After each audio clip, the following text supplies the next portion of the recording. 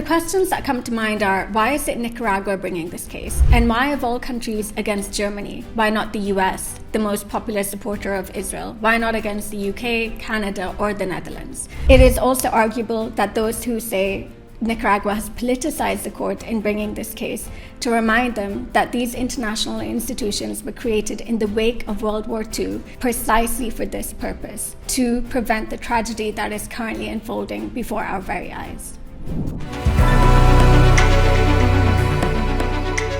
After South Africa took Israel before the International Court of Justice for committing genocide against the Palestinians, Nicaragua has now taken Germany in front of the same court for giving political, military, and financial support to Israel in contravention of the Genocide Convention and the law of armed conflict in giving this support. Nicaragua has asked for an injunction by the ICJ, ordering that Germany suspend its aid to Israel and ensure that any weapons it has already delivered to Israel are not being used to commit genocide or to commit war crimes, and also to reverse its decision to suspend aid to UNRWA.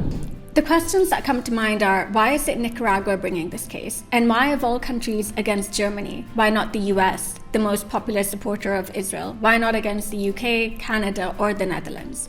Let's look at the first question. Why Nicaragua?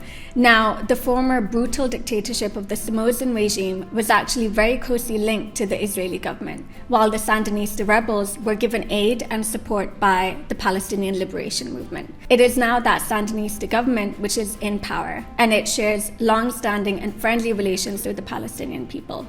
Also, the Nicaraguan government is known for taking superpowers before the court. Possibly one of the most famous international cases is that of Nicaragua versus the US from 1986, where they took the US to court for supporting the Contra rebels against the Sandinista government, which was a left-wing socialist government that the US did not like.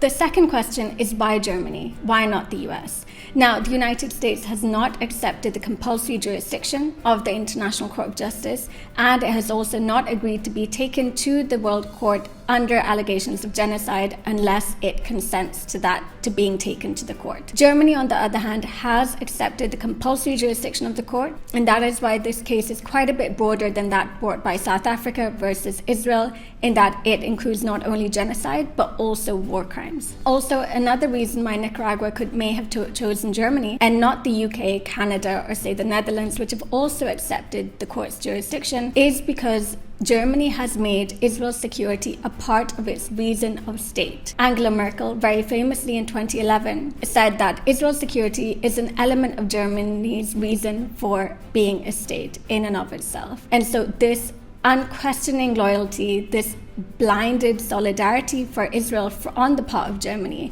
may have been a reason why Nicaragua chose it to be taken before the court. In terms of the likelihood of Nicaragua's chances at the International Court of Justice, international lawyers are quite split at the moment on what they make of those. Some argue that the ICJ would not be able to even pronounce on the case as Israel is not a party to it. Others argue that Nicaragua has jumped the gun a little bit, in the sense that the ICJ would not be able to pronounce on whether Germany was complicit to a genocide it has not even determined exists as of yet. However, what we do know is that two countries from the global south have now dragged the perpetrator and the victim of arguably the most well-known and the most horrific genocide in human history, the Holocaust, in front of the International Court of Justice for coming together to commit one against the Palestinians. It is also arguable that those who say Nicaragua has politicized the court in bringing this case to remind them that these international institutions were created in the wake of World War II precisely for this purpose, to prevent the tragedy that is currently unfolding before our very eyes.